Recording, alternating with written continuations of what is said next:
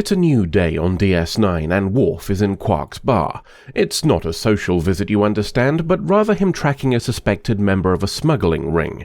If his plan was to do so stealthily, then he immediately bungles it when Quark sees the mugshot he's got on clear display.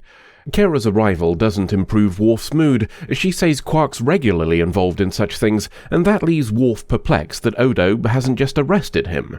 We'll leave him to stew and move over to the episode's A plot. Bashir and O'Brien are in a megashuttle, so we're in crash landing or kidnapping territory. A science wibbly close by could be from a damaged ship, says O'Brien, and they pop over for a look. The wibbly leads to a planet, and the planet poops some lightning at them, which drains the megashuttle's power and makes them crash. O'Brien manages to land it, as long as you're using the Tom Paris definition of the term, and they go for a little poke around. Only briefly, though, as they're almost immediately ambushed by several Jem'Hadar, so I guess we've got a crash landing and a kidnapping to shake things up. The lad who gets lines first is the one who asks questions, so let's spin the wheel and slap a name on those scales. Our Jem'Hadar Papa will now be known as...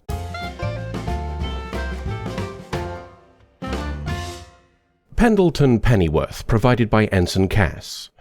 Pendleton Pennyworth wants to know if there are more of us, and pointing a weapon at O'Brien makes Bashir talk. For the observant among you, yes, it is the same pistol Evil O'Brien was using when he kidnapped Sisko last season, which raises a lot of questions about the Mirror Universe, but let's ignore that for now. Bashir tells Pendleton that they're alone, but Starfleet will come looking for them when they're missed. Pendleton also gets one of his people to mask the warp wibblies that made Bashir and O'Brien investigate, which is an odd choice if they want to be found by their allies. One of Pendleton's underlings thinks they should execute Bashir and have some sport with O'Brien, the latter having had some combat experience. Pendleton disagrees, possibly because he seemed to take an interest in Bashir after learning he's a doctor, and we all go back to their camp instead, while the underling looks a little surprised. Back on DS9, Worf is sufficiently concerned about our smuggler to have involved Sisko and step on Odo's toes in the process. Sisko politely tells him to reel his bloody neck in and let Odo do his job. Worf says he won't let it get in the way of his duties, which you'll note is not the same as saying he'll let it go. To the planet of crash landings we go once more, and Bashir and O'Brien are wondering why the Jem'Hadar are worried about being found and why they need a doctor. Perhaps Bashir can get the answers directly from Pendleton Pennyworth, as he's taken to a makeshift workstation outside. Pendleton wants him to do a science. More specifically, he wants Bashir to find a cure for the Jem'Hadar addiction to an enzyme we learned about last season, one that we're finally told is called Ketracel White. Bashir's familiar with the stuff after we found a baby Jem'Hadar last season, and knows it's what the Founders use to control them, though Pendleton corrects him and says it's actually the Vorta who use it to control them. And he wants to be free of it because he's tired of being a slave. Well, that's not strictly true. He's already free of it. He crashed here 3 years ago and didn't die after his supply of Ketracel White ran out. He assumed it was something to do with this planet, which is why he brought his men here after he was rescued. A slight problem, either whatever cured him isn't working on the others, or it wasn't the planet. Slightly bigger problem, they're running out of Ketracel White. They've got 5 days worth of the stuff left, and those men are going to be doubly pissed off on day 6 because Pendleton told them they had enough for a month. Either Bashir cures them, or he and O'Brien are going to get caught in the crossfire. We'll leave him to work and get back to the station. After a meeting about the Klingons, who are still being a bit feisty it seems, Worf has a word with Odo. He's heard that Quark's buying a gizmo most commonly used to check the quality of a controlled substance, the sort of substance a smuggler might be providing, for example. Odo appreciates the data, though not Worf then going on to tell him how to do his job. Informing Worf that he'll take care of it doesn't look like it's convinced him. Bashir and O'Brien are working on the cure. That's what they're pretending anyway, but they're actually making a weapon to escape. It all goes tits up when Pendleton's underling wants to know what it is and fiddles with it, pooping lightning on another. It's all over before it's begun, though Pendleton Pennyworth has a little trouble getting his underling to stop choking O'Brien. The Jem'Hadar that got pooped at is too injured to stand, and he thinks that means he should die. One less soldier means more Ketracel White for his mates after all. Those are Vorta rules, though, and Pendleton's having none of it. Being free means making your own choices, even if it leaves the whole weaker. That argument might not be as well received by the others as he expected, but Bashir seems to approve. Back on the station, Worf is still sticking his oar in. A sneaky little observation of Quark conducting a deal has him demanding to know why Odo isn't arresting him.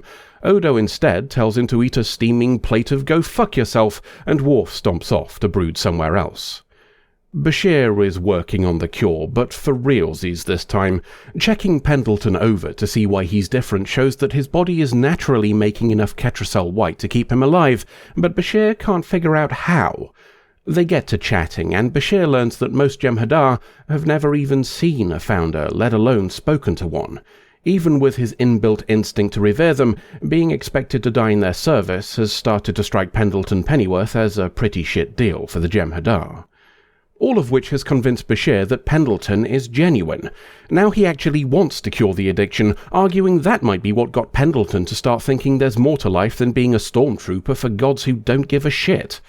O'Brien thinks he's being played, but Bashir outranks him and orders him to help, despite his misgivings.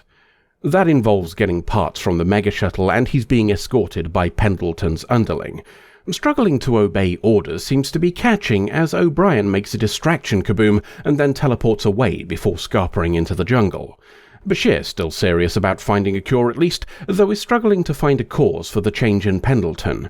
Him crashing, which the script has now decided was 4 years ago rather than 3 by the way, might have been during conditions that no longer exist. Or maybe he was never addicted and only found out when taking it wasn't an option. The chat is interrupted by Pendleton's underling reporting that O'Brien has scarpered, and he's a bit miffed about it. Pendleton's order to capture him alive is the last straw, and his underling tells him to bollocks before going off to make O'Brien do a dead. This is obviously a bit distressing for Bashir, even if O'Brien did ignore his orders. I suppose being a Starfleet officer, he must have half expected it. On the plus side, he and Pendleton are getting on well enough to reach an understanding.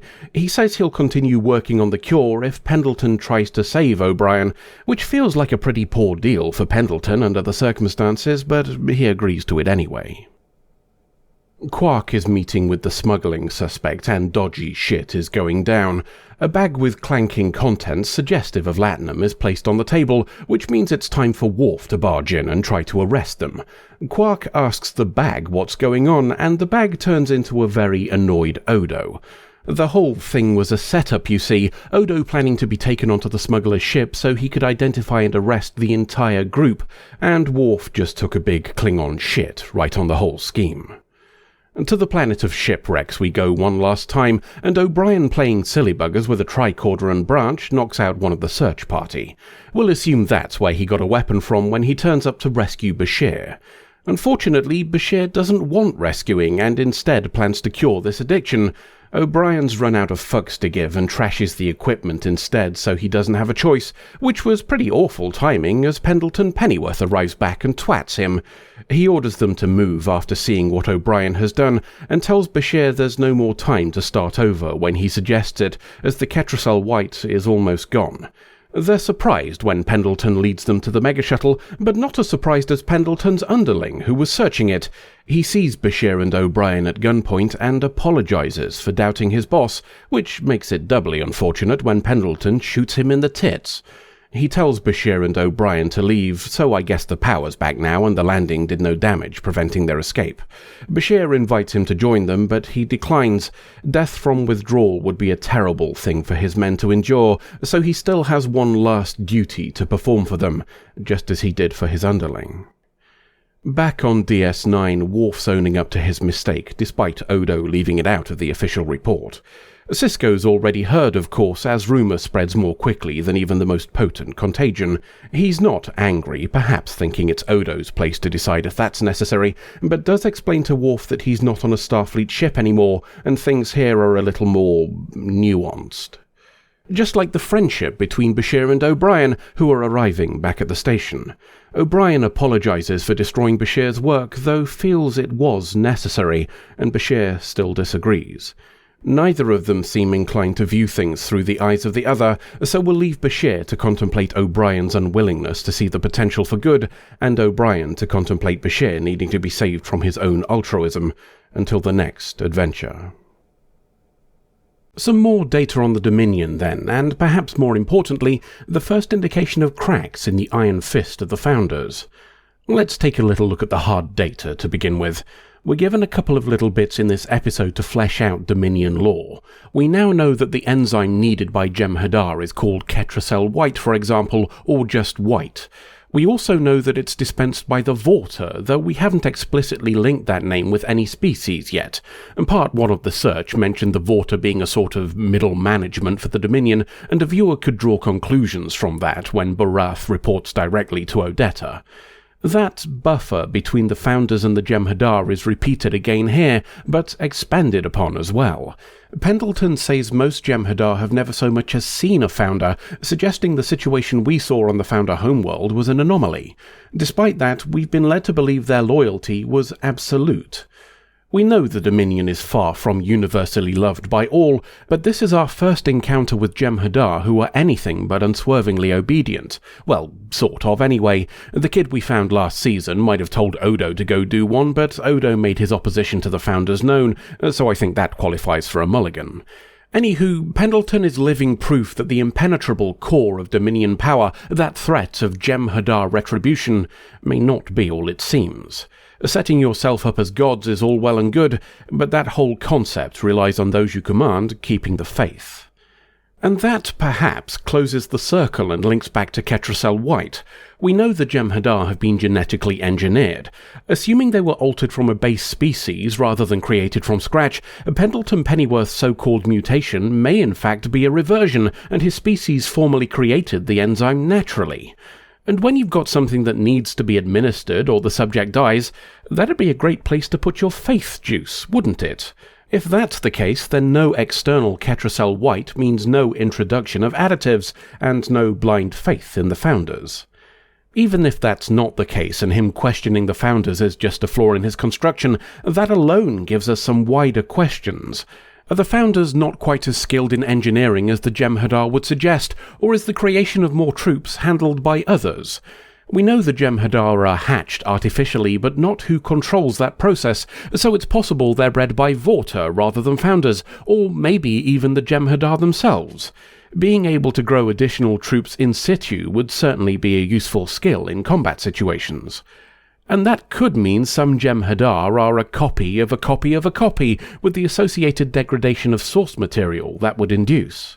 Whatever the cause, this situation shows the shock troops of the Dominion, and a significant portion of Founder power by extension, might not be quite as reliable as they'd like their vassals to believe. A handful of other bits to touch on from this one then. The first is something we've been saying here for a while that gets stated in clear terms by Sisko. DS9 has more shades of grey. If you had to explain this series to people who've seen other Star Trek shows, that's probably the most compact summary. He also explains Quark to Worf in terms that we've used here, namely that he has his own internal logic to which he adheres. That doesn't necessarily mean he's not a shithead on occasion, but he's consistent in being a shithead rather than changing depending on which way the wind blows. If your morals are dictated by the actions of others, you don't have morals, you have excuses. Another point of note is the conversation between Bashir and O'Brien, where O'Brien comments that he wishes Keiko could be more like a man. While that's a touch problematic for enforcing gender stereotypes, we should at least give it a point for a vague nod to queer inclusion. Okay, having it played as a gag isn't the best thing in the world, but it's better than nothing in a series where those in charge specifically ordered the characterization of Plain Simple Garak to be less inclusive. That we now have the potential start of a polycule on DS9 feels like the writers slipping as much in as they felt they were able to under very strict rules. Finally, for those of you keeping track, Pendleton Pennyworth is another member of the Babylon 5 crossover club. Scott MacDonald, the actor who played him, has been on the show previously as Tosk, but we weren't doing these silly little asides back then, so we'll catch him now. Besides, it's much better timing now, as he was the first officer for Captain Tony Todd from the last episode. As we've said a few times here on the channel, it's a small world in Hollywood. End of episode. Think about it. Where would you be hiding if you were French? French Canadian. Whatever. It's not that simple, though. You're acting like one single change in a universe can be isolated from having a knock-on effect on everything else. This isn't Sliders, you know. Wow, now we're throwing shade at other science fiction. Being snarky is a stress response. Okay, where would you, French, Canadian, or otherwise, lie low if someone was looking for you? I don't know, I'm not used to people targeting me. That's my job. We're going to die, aren't we? Probably, yeah, but at least I'll make it entertaining for me. Woof.